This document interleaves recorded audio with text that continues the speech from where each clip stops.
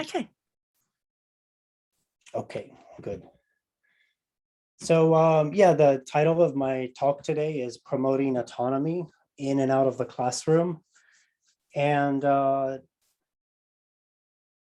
as you can see, I'm not teaching at NUFS. I taught at NUFS about 6 years ago for 1 year. And after my time at NUFS, I started getting involved with self-access centers and learner autonomy. So that is the focus of my talk today.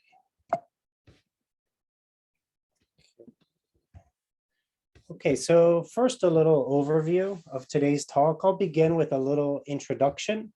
And then there's 3 main parts to the talk. What is learner autonomy? Why is learner autonomy important? And how can we promote learner autonomy to our students? For each part, there is going to be a short breakout room section. So I'll be asking you to work in small groups, and each time you'll be reflecting on one of these 3 questions. Okay, so let's get started. And I want to begin to talk about how I became interested in learner autonomy. So my first job as an EFL teacher was about 21 years ago. Right now, I'm in Western Tokyo in Hachioji, but at that time I was in Yamanashi, right at the bottom of Mount Fuji. And I was at my first job as an EFL teacher at Kaiwa.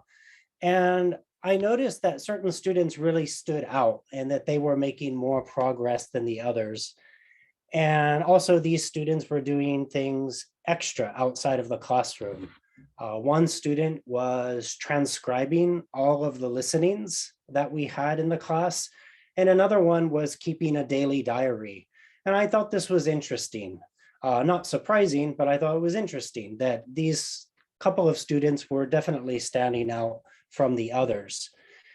And then also as a learner of foreign languages, I noticed that I made more progress when I made key decisions about my learning. So when I decided that I was going to take a certain test, or when I decided how I was going to approach learning, as opposed to just showing up for class and doing what the teacher told me to do.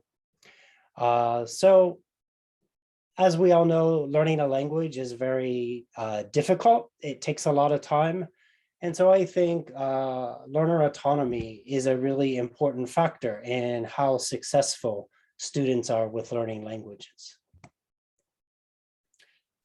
Okay, so we're going to move to our first big topic, which is what is learner autonomy?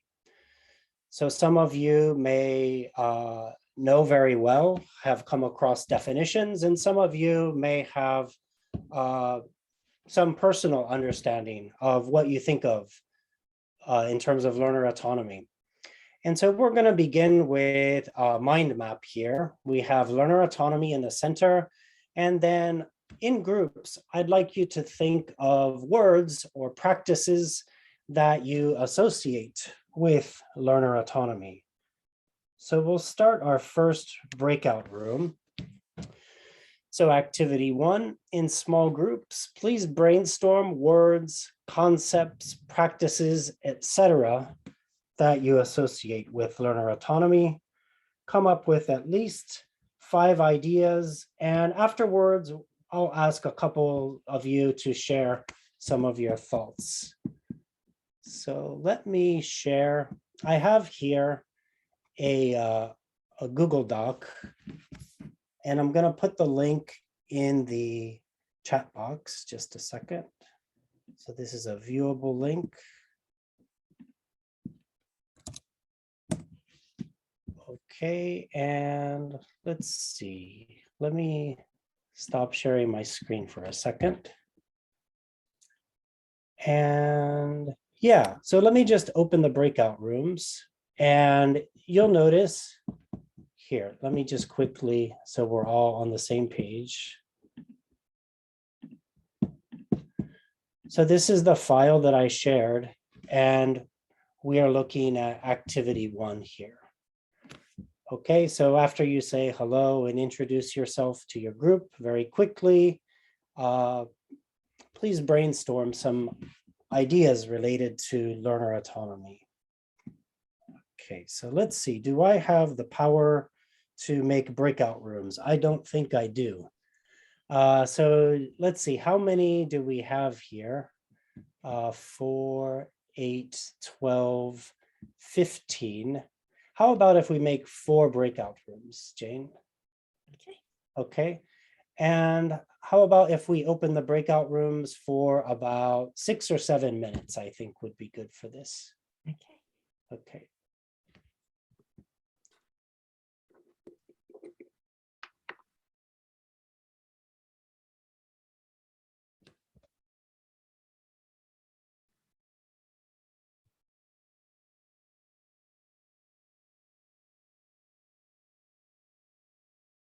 And Jane, I think I'm going to stay out here with you during this time. Okay. I'll let them all be autonomous Okay. and see what they come up with. Yeah, that's a good idea. So let's see, how about if we ask them to come back at 12 past? Okay.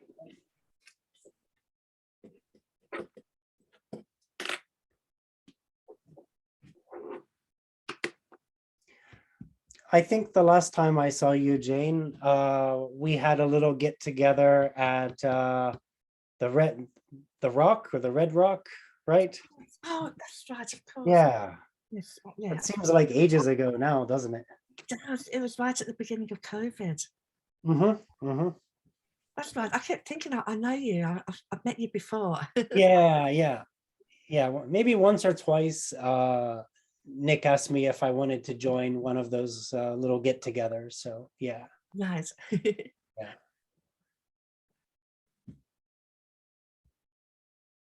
So all the classes at NUFS are all wrapped up Yes. in terms of the teaching, at least. Yeah, everything. Yeah. Too.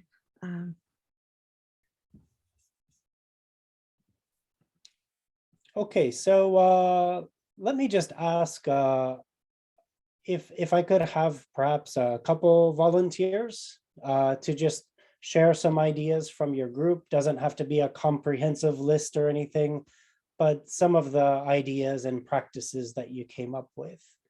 Would anyone like to volunteer? Okay, Richard, thanks.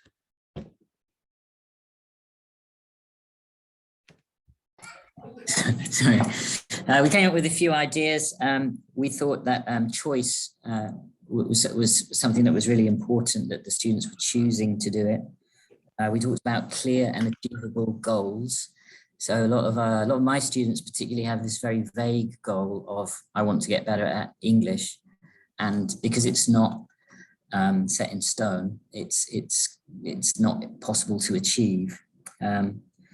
So clear and achievable goals, an ability to monitor or self-regulate or self-monitor, sort of bottom up rather than top down. So I think that comes in terms of the choice, but we talked about how the students that succeed tend to follow their own hobbies into the language. So if they're into music or whatever, they follow that into the foreign language. So they're as an example, if they like soccer, they're studying English, they follow the Premier League and they listen to the commentary. So they're learning that way, and the sort of motivation from their hobbies kind of follows them through. And we also said there was an element of freedom as well. There's freedom of choice was kind of motivation. Excellent, thank you. Yeah, I agree with all of those. Perhaps we can hear from one more person today. Someone else, perhaps from another group. We got choice was mentioned by 2 of our members as well. So obviously we agree with Richard on that one. Variety, teaching in different ways, using different materials, multiple forms. Then the speed as well. 2 people sort of mentioned the speed, that they learn at their own rhythm, at their own pace.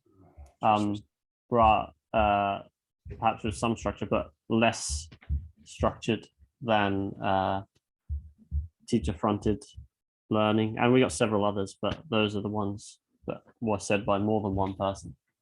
Great, thank you. Yeah, and I think it's interesting that both groups, that choice was a big part of it. And I think certainly as teachers, that's one thing that we can always offer to our students, right? We can give them a choice of topics, or sometimes a choice of seating arrangements, or group or individual. And these kind of things, I think, make students feel that they're more involved. They have a say in the learning process. Okay, I'm going to go back to the slides and we'll continue here. Let's see here.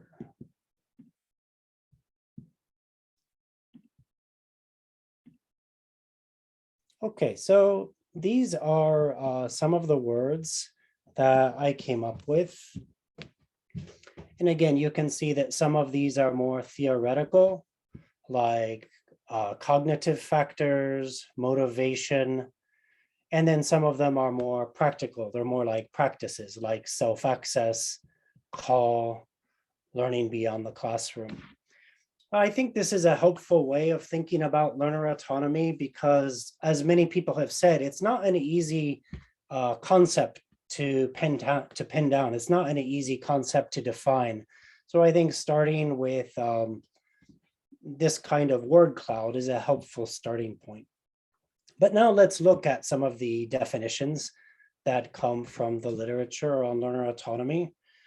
And one of the most commonly cited ones comes from Henri Olek, the ability to take charge of one's own learning. So this includes determining the objectives, defining the contents and progressions, selecting methods and techniques to be used, monitoring, as Richard mentioned, and evaluating what has been acquired. So I think in this definition, Henri Olek is thinking about the whole process. What does a student do in the absence of a teacher? How does a student go about organizing their own learning? And then a more recent definition, Little says, essentially, autonomy is a capacity for detachment, critical reflection, decision-making, and independent action.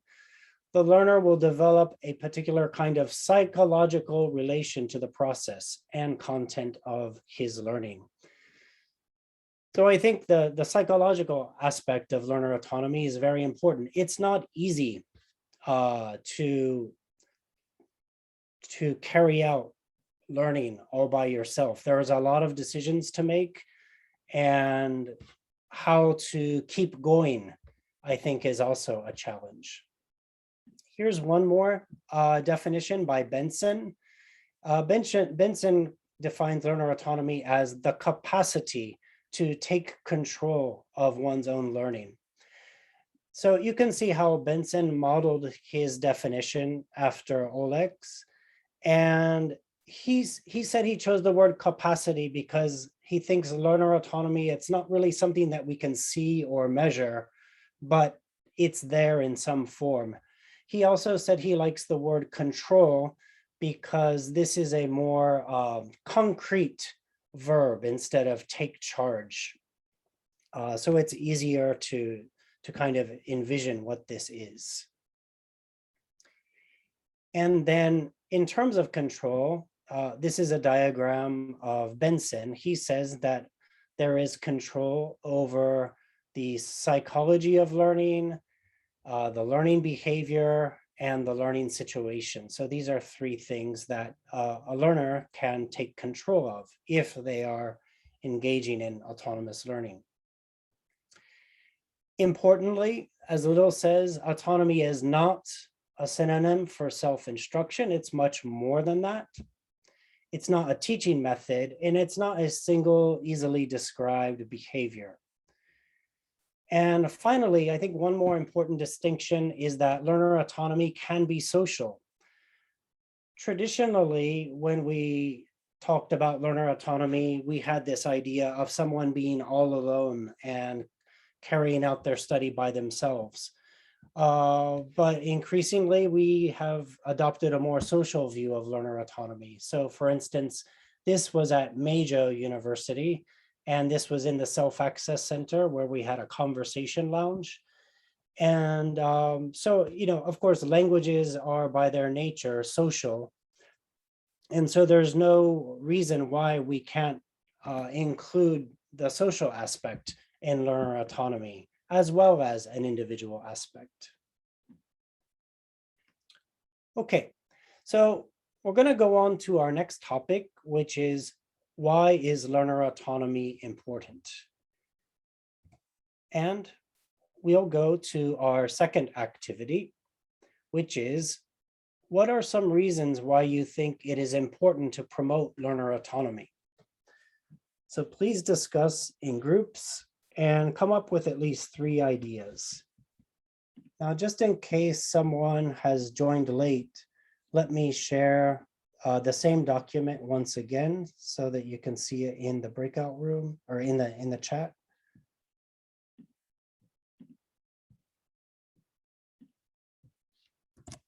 Okay, there's the same link again. Okay, and let's see, why don't we go back to the same groups, Jane? And why don't we stay in groups until about 2:30, okay? And then once again, we'll come back and share our ideas.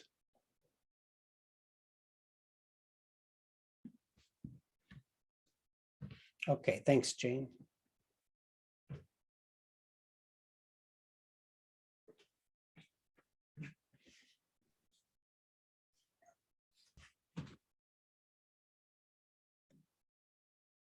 Okay, welcome back, everybody. So once again, why don't we hear from a couple of you, if you can share your ideas of why you think learner autonomy is important.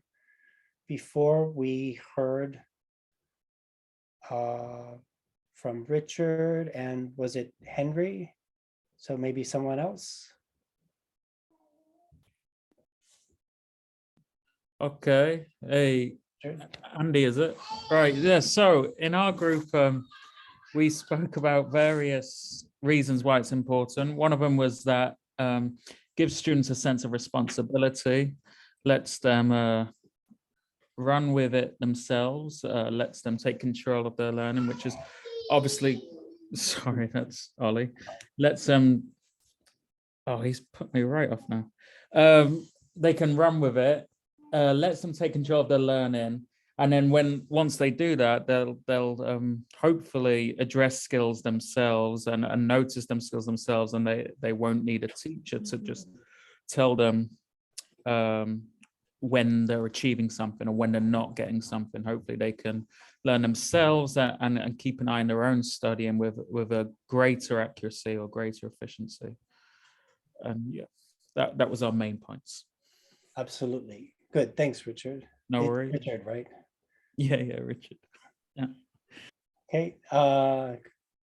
Someone else?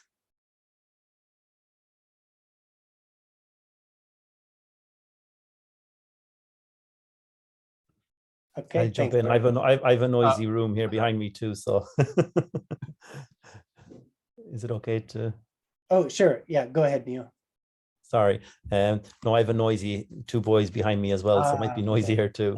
But yeah, we talked about that, similar to what Richard was saying there about students getting student buy into their own learning, maybe motivate students to be more motivated if they have greater ownership of what they're doing. Oops, can you still hear me?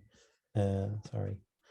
So they have greater ownership of what they're doing in their language learning. So hopefully students will be more motivated towards that, and they'll develop their, not just language skills, but also their life skills as well. Yeah, it promotes that too. Absolutely. Yeah. And there's a lot of research out there that demonstrates the link between autonomy and motivation. And certainly, yeah, if we promote learner autonomy, we're also promoting lifelong learning. Yeah. Eric, did you want to add anything? No, I was just going to volunteer and talk. I'm all right, Andy. Okay. Since no one was volunteering, I was just going to help you out and speak, but I'm all right. Okay. Thanks, Eric. Okay, great. So we've talked about what is learner autonomy and why is it important. And so you have all shared some of your ideas in groups about that. And I just want to share a couple of other perspectives on why learner autonomy is important from the research literature. So here we go. Okay, and excuse me, I'm just going to read and emphasize some points here. So for most EFL students, learning a language requires a huge investment of time as well as perseverance. And second language acquisition research shows us that a higher amount of time on task is beneficial for language development. So by promoting learner autonomy, we can encourage more contact with the target language, and autonomous learning can also be more motivating than rigid traditional forms of instruction. The more students enjoy the learning process, the more likely they are to study and use the language.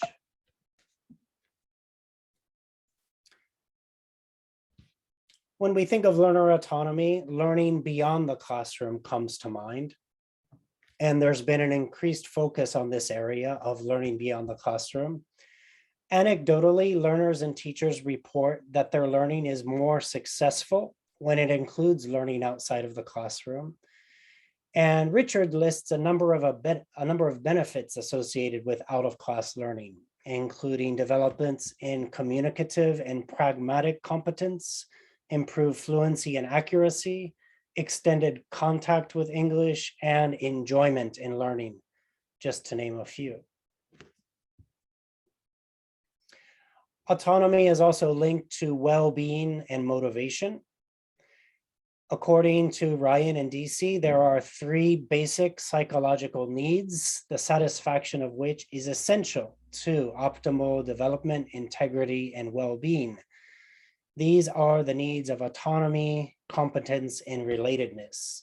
So this basic psychological needs theory is a sub-theory of self-determination theory. Self-determination theory, as many of you know, is one of the most researched theories of motivation in educational psychology literature.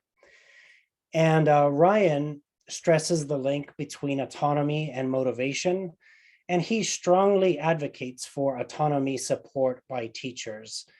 So he and his colleagues have conducted numerous studies over several decades, which demonstrate this relationship. When teachers provide more autonomy, more choice in their classroom, students become more motivated. Okay, we are at our final main topic, which is how can we promote learner autonomy? So we've defined it and we've talked about why it's important, but what are some things that we can actually do in the classroom or in other ways to support students to become more autonomous? And so now we're going to go to our third activity. And let me go to the handout now. Go back to that. We can see this, activity 3. So please discuss the list of 13 ways to promote learner autonomy on the next page. And in your discussion, feel free to address any of these 13 items and in any order. You may use any of the following questions to guide your discussion. How are these connected to promoting learner autonomy? Consider one of your specific teaching situations. Which of these would be appropriate? Are there other activities, techniques that you would add to the list? Do you have any questions about any of these items? So again, if you go to page 2, you'll see a list of 13 items. So we're going to go back to the breakout rooms. And I think we'll do this for about 8 minutes. And just in case, again, if we have anyone who's joined us late, I'll share the link one more time in the chat. Okay, there we are. And Jane, if you could please open the breakout rooms one final time, and we'll do this for about 8 minutes, everybody. Thanks.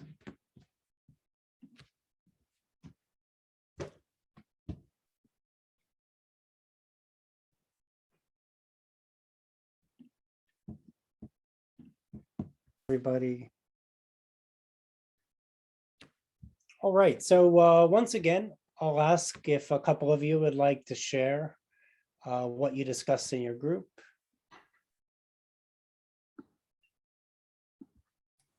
Okay, hi Matthew, good to see you. Hi Andy, good to see you. Let's see, I was talking with Laurent, and we talked a little bit about the trying to kind of find the right balance between how much autonomy to give students, and also, but then also, you know, what sort of parameters or what kind of framework to provide, and then giving them the type of freedom, you know, what kind of freedom to give them within that framework. I think that's incredibly important and also incredibly challenging. There's no right answer, you know, for that.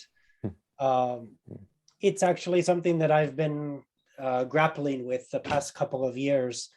In some of our classes, we've created these autonomous learning projects. And last year, we tried to give students lots of freedom, lots of ideas. And I think it made it difficult for them. You know, when you say, well, you can do whatever you want, and then they have some very interesting ideas sometimes of what they're going to do. So yeah, I think sometimes giving them fewer choices can be beneficial. Yeah. Okay, thank you, Matthew. Someone else? Eric, thanks. Well, I was in a room with Richard Ingham, sorry, not Richard Hill, although we've been in several breakout rooms together already today. And we were actually talking about how it applied to one of the courses in our department. In our writing department, as part of the brainstorming, Richard has helped create a YouTube channel for where he puts together he gathers about 6 to 8 videos on the topic that we're studying. And for the brainstorming, we asked them to watch 2 of the videos, where they're able to watch it, take notes on it, and explain it to their classmates in the next class. And this is part of their brainstorming to help them get ready for the topic. And what Richard had said was that some of the students, as they were watching the videos, decided to watch other videos that maybe some of the videos that were chosen weren't quite sufficient for what they wanted, and ended up doing their own YouTube searches and watching other videos as well. And so I think maybe that they didn't think about using YouTube as an educational platform, as I'm sure they all watch it, obviously, and they're probably binging things and watching their videos, but giving them, I think, that chance to say that, you know, these videos can be useful. It's a lot easier for them to watch these videos sometimes than it is reading through text and trying to find articles to support their essays or their presentations. And being able to watch these videos in 1 to 2 minute forms or longer sometimes kind of plants that seed in them that, hey, I can use this, and I do learn better this way than by reading. And kind of just putting that in their mind so that in other classes, maybe they start to do that as well. And it's been something that we just started this year in the writing program. Richard could probably talk more on this. I just coordinated the course, I didn't teach it. And so he can probably provide further details, but yeah, I think we've seen some benefits from that already. Yeah, I think whenever you can encourage the use of authentic materials like that, especially YouTube, which we know students are already using, that's a good thing. And I think, yeah, in this case, identifying some videos that you've already watched and can share with the students is really, really helpful, because if you just say, well, go Google it, find something on YouTube, that's harder than it sounds, I think, for students. So that sounds like a really nice bridge to get them using those types of authentic resources. Did anyone have any questions about the list before we move on, or other short comments? No? Okay, I'm just going to share a couple of ideas for promoting self-access, promoting learner autonomy. I'm sure some of these are already familiar to you, but I'm going to do this quickly because I want to include a little time at the end for any questions. So let me share my screen here.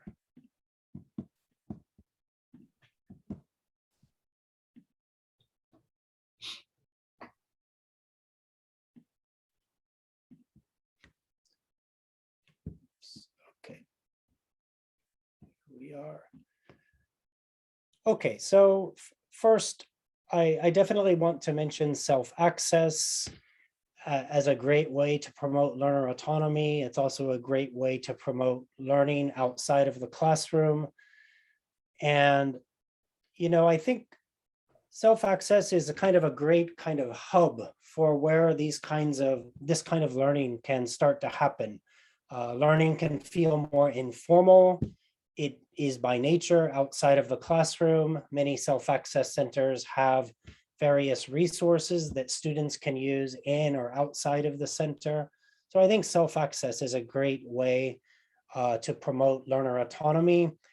And, you know, some self-access centers might just be a small room with a bookshelf and a table for conversation or something. They can really be anything. But I think they can be a really great way to promote autonomous learning. At my university here at Soka University, we have 7 programs in our self-access center.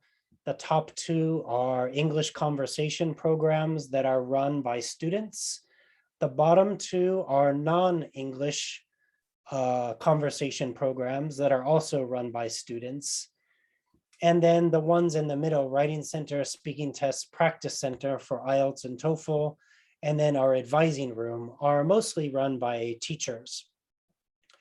So these are the programs that we offer. Again, many universities have conversation lounges. Again, these could be in a self-access center, but they don't have to be. This one is at Konda University, and I think this one is at Sojo down in Kyushu. And then one more way of promoting learner autonomy is advising in language learning. And Carson and Miner define this as advising in language learning involves the process and practice of helping students to direct their own paths so as to become more effective and more autonomous language learners. So we want our learners to be better at learning languages, and we want them to become more autonomous. Okay, so that we have enough time for some questions, I just want to skip down and share one final slide, which is a list of places to go to learn more about learner autonomy. In Japan, we have Cecil Journal, Relay, and Relay Journal. All of these come out of Konda University of International Studies. We have the Japan Association for Self-Access Learning, which puts on conferences every year, self-access center tours, and their own journal twice a year. And then JOLT has its Learner Development Special Interest Group as well. Then there are some associations based overseas, including one in IATEFL, International Association for the Psychology of Language Learning, and International Association of Language Learning and Teaching. So these are all, this last one is an American organization that focuses on computer-assisted language learning, but also things like self-access centers. Okay, so I'm going to wrap up there and give some time for questions.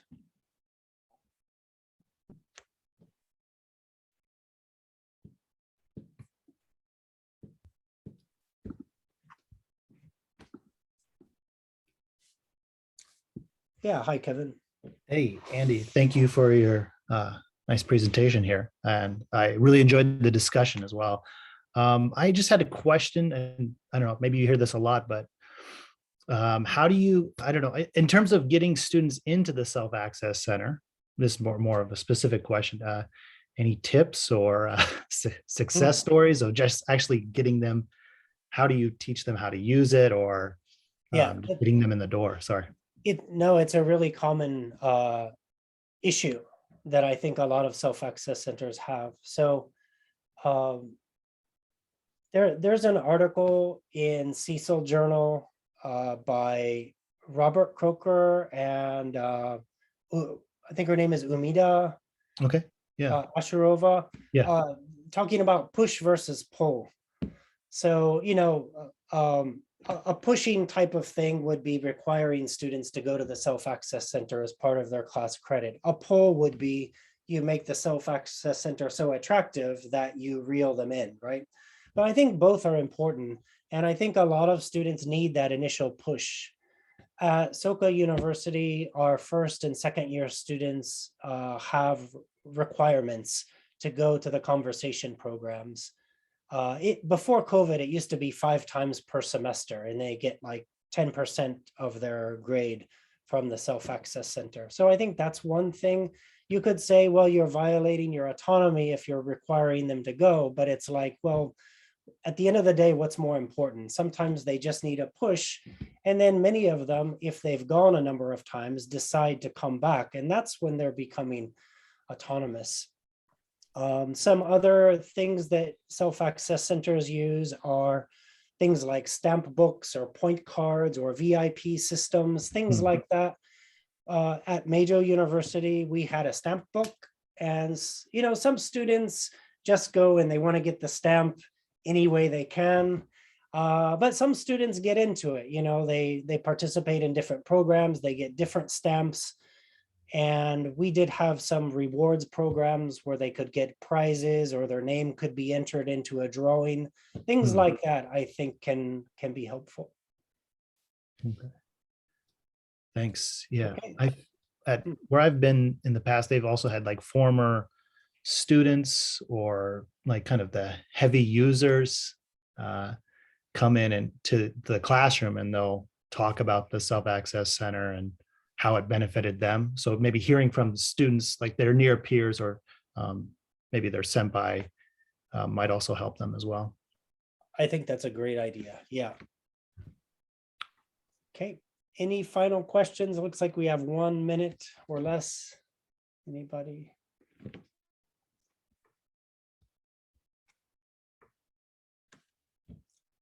Okay, well, I think that's all. So thanks very much for coming and sticking it out the whole 60 minutes. We lost a few on the way, but I'm glad some of you are still here. And yeah, if anyone has any follow-up questions, feel free to email me. I think my email is in the program. So thanks, everybody.